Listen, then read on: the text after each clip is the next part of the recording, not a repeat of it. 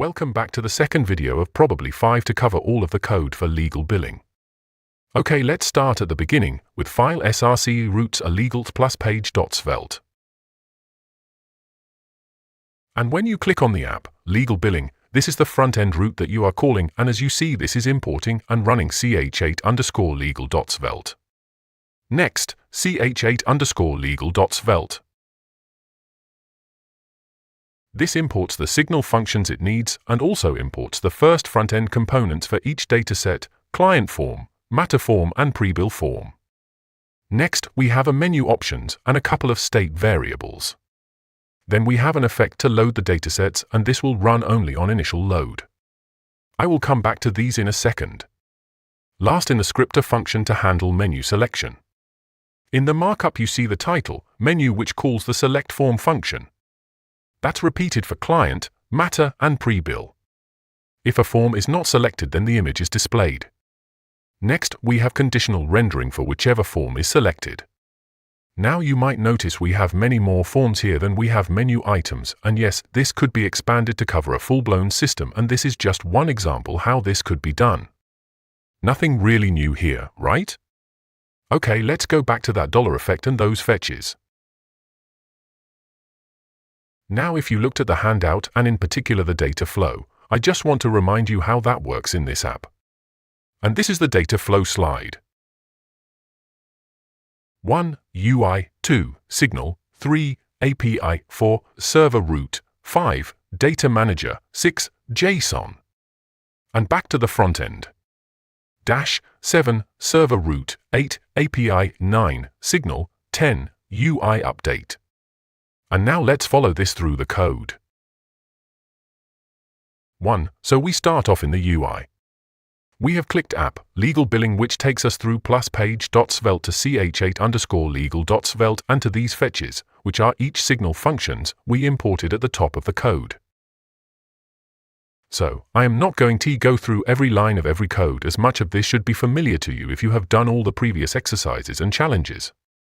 But let's look at client signals.svelte.js and in particular fetch clients. 2. Signals, client signals.svelte.js, function fetch clients.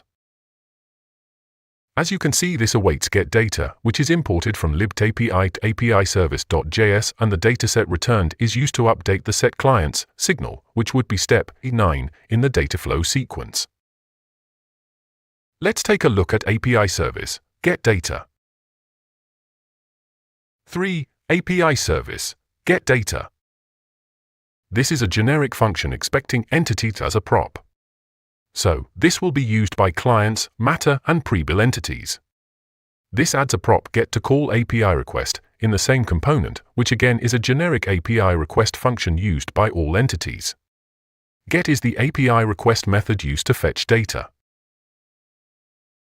API request sets up a dynamic URL based on entity and sets options required for the API request, which is not required for GET requests.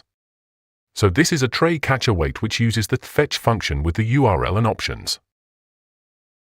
So what happens next? Good question.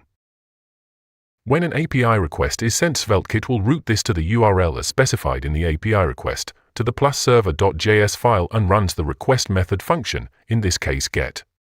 It processes the request using a data manager to access files, a database, and returns a response object, status, headers, JSON data, which the front end will receive and handle that result. Okay, so the next step will be the API legal the clients plus server.js. For routes API legal to clients plus server.js. In this file, we look at the get function which receives the URL from the API request. This then awaits the fetch client data, which is the last step in the journey to the backend, and this function is in the client data manager, in the same folder as this plus server.js file. 5. Data manager, src routes API legal to clients client data manager.js. In this file, the actual file manipulations take place to update the contents. So we are now at stage 6 in the data flow. 6. In Client Data Manager, we import promises and path and set client file path to the location of clients.json, the file holding our client's data. We called fetch client data, and in this function we await an fs.read file since we are using JSON files, and we return the parsed data or throw an error. This marks the end of the outwards bound data flow, and now hopefully we have our fetched data and we start the journey back. Even if we have an error, we start the journey back. 7. The response returns from client data manager back to +server.js. This returns a new response with data, clients, status 200 and headers, if response is good, or if an error, returns a response with the error information and status 500. Returns to where? To the API.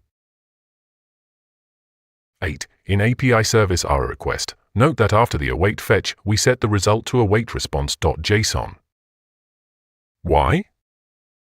Because response.json is asynchronous, so we need to await this to read the body of the response and parse it into usable JavaScript data. This then throws an error if the response is not good and returns null or results the good result. Returns to where? To function getData in the same component and then to signals. 9. Signal. And in the signals, we are back in the fetch clients function and we update the client signal by calling setClients, clients. And remember, this function was called from ch8_legal, so after updating the setClient signal, one more hop back to the UI. 10. UI update. So, we are now back in ch8_legal where we started this epic journey in the $effect with a call to fetch clients. So the effect runs on component load and awaits all the fetches and then renders the markup, which is basically the menu. And in the process of fetching the data, the signals were updated, and that all happens while the user looks at the splash screen and decides whether they want to look at client, matters, or pre-bills.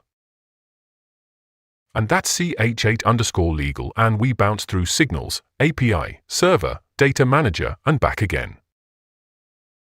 Okay, so let's stick with clients and follow the user through clients. Next, we will look at client form. But to keep these videos short, we will do that in the next video. See you there.